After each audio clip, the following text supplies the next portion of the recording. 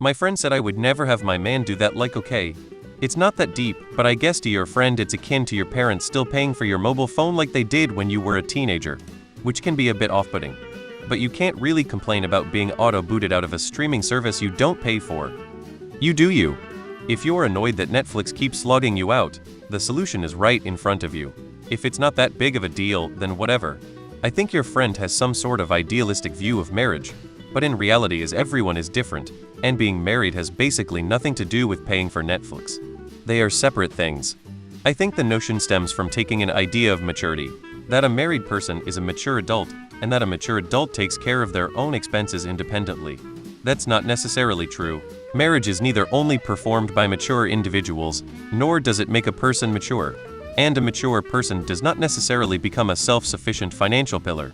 Lastly, measuring financial stability and maturity by a Netflix subscription isn't really a standard. Who gives a fuck? My mom is on my girlfriend's Netflix. When I met my wife, she was 24 years old, but still on her parents' cell phone plan and driving a car they had loaned her indefinitely.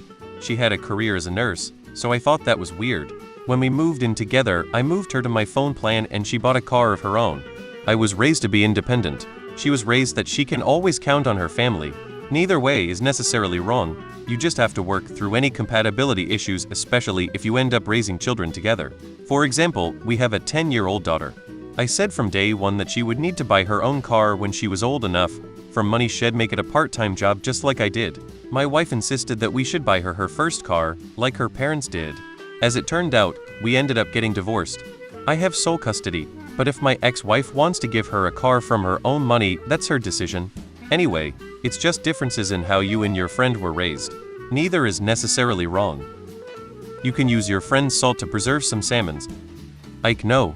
3,412. Don't save money. Not that deep. If you can get something for free, then awesome, you save some pennies. Your friend is just jealous. In life you need all the advantages you can get. I'm more bothered by this new use of the word gagged. How am I so out of touch at 23? This wasn't even worth a post here really.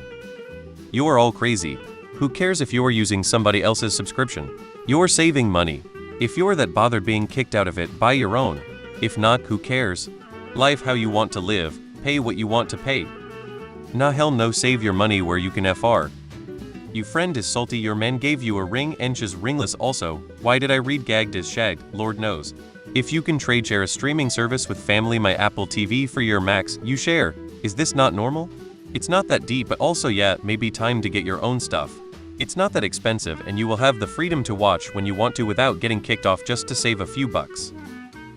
I guess it kinda smells of deadbeat when you're not up on your own 2 feet as a married and mature adult. Maybe not the end of the world, but something to make right. I would never have my husband be responsible with money. It's not that deep. It'd be way more expensive for you guys to start up on your subscriptions. I don't pay for one of my streaming services. This is why married women usually avoid unmarried women. Unmarried women create problems in the lives of married women for no reason. If OP continues to hang around with homemakers, her marriage won't last. I will never understand why people let others influence their relationships and opinions of their partners to such a degree. Who owns the Netflix account is a core value that has been clearly passed down for generations in your family. When I left the house as a wee lad of 17 to go out on my own, I made my own Netflix account. But sometimes I wish I had a family account to share. Yours is more special. Your Netflix account is the family heirloom that stands the test of time. Are you really going to let this hussy insult your family and extended family's lineage like that?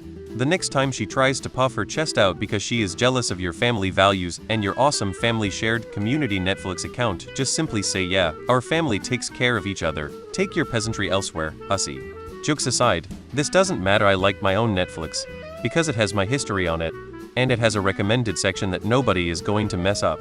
If I was to share my Netflix, it would be personal. You do you, boo.